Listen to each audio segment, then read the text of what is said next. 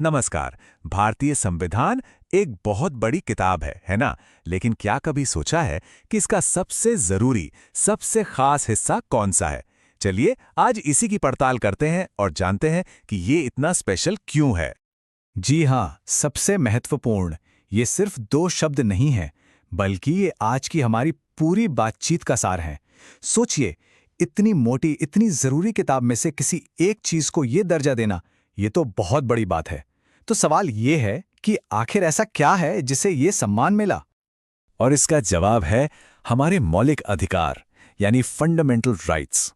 ये हमारे संविधान के पार्ट 3 में आर्टिकल्स 12 से लेकर 35 तक में दिए गए हैं।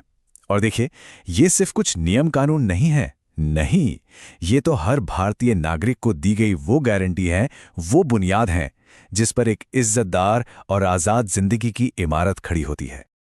तो चलिए एक एक करके इन अधिकारों को समझते हैं। इन्हें एक मजबूत किले की तरह सोचिए, और इस किले का जो पहला, सबसे फाउंडेशनल पिलर है, वो है समानता का अधिकार। यही वो नींव है जिस पर हमारे सारे नागरिक अधिकार टिके हुए हैं। आर्टिकल्स 14 से 18 ये सब समानता के अधिकार के बारे में है। इसका मतलब क्या है? मतलब बहुत सीधा है। कानून के सामने हर कोई बराबर है। कोई फर्क नहीं पड़ता कि किसी का धर्म क्या है, जाति क्या है, जेंडर क्या है या जन्म कहां हुआ, सब एक समान। सच कहूं तो यही तो हमारे लोकतंत्र की असली बुनियाद है। अच्छा, तो नींव तो हो गई मजबूत। अब बात करते हैं दूसरे पिलर की। ये पिलर है हमारी पर्सनल लिबर्टी, यानी आजादी का अधिकार। अगर समानता जमीन है, तो आजादी वो खुला आसमान है जिसके नीचे हम सब खुलकर सांस ले सकते हैं, अपनी जिंदगी जी सकते हैं। और ये खुला आसमान हमें मिलता है आर्टिकल्स 19 से 22 के जरिए। इसमें क्या क्या आता है? अरे बहुत कुछ। अपनी बात कहने की आज़ादी, शांति से कहीं जमा होने की आज़ादी, पूरे देश में कहीं भी घूमने फिरने की आज़ादी। यही सब अधिकार मिलकर ही तो हमें एक एक्टिव और अवेयर सिटीजन बनाते हैं, है ना? तो ठीक है, हमारे पास समानता का हक है, आज़ादी का हक है, सब बहुत बढ़िया है। पर एक मिनट सोचिए जरा, अगर कोई इन अधिकारों को हमसे छीनने की कोशिश करे तो? तब क्या होगा? कौन है जो इनकी रक्षा करेगा? बस यहीं से कहानी में एक बहुत ही इंटरेस्टिंग ट्विस्ट आता है। हाँ, तो सवाल वही है कि इन अधिकारों का गार्डियन कौन है? कौन है इनका रक्षक? क्या ये सब सिर्फ संविधान की किताब में लिखी हुई अच्छी अच्छी बातें हैं, या फिर इनकी कोई असली ताकत भी है? इस एक सवाल का जवाब सिर्फ एक नंबर में छिपा है, और वो नंबर है आर्टिकल 32। जी, अनुच्छेद 32। इसे हमारे संविधान का दिल और आत्मा तक कहा गया है। आर्टिकल 32 ये हमें देता है संवैधानिक उपचारों का अधिकार।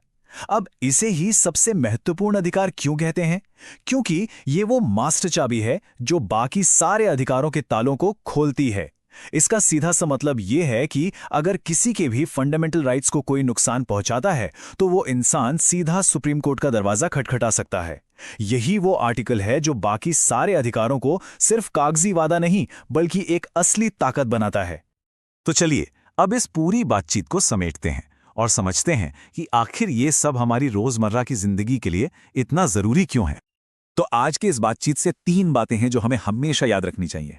पहली, संविधान का पार्ट 3 हमारे मौलिक अधिकारों का घर है। दूसरी, समानता और आजादी जैसे अधिकार इसके सबसे मजबूत स्तंभ हैं। और तीसरी, जो सबसे जरूरी बात है, आर्टिकल 32, जो इन सभी अधिकारों का रक्षक है, वो गार्डियन जो ये सुनिश्चित करता है कि ये अधिकार सिर्फ वादे ना रहें, बल्कि हकीकत बने। और जाते जाते बस एक सवाल छोड़कर जा रहा हूं। ये अधिकार संविधान की किताब में तो लिख दिए गए हैं, लेकिन असल जिंदगी में, हमारी डे टू डे लाइफ में इन्हें जिंदा कौन रखता है? इस सवाल पर सोचिएगा जरूर।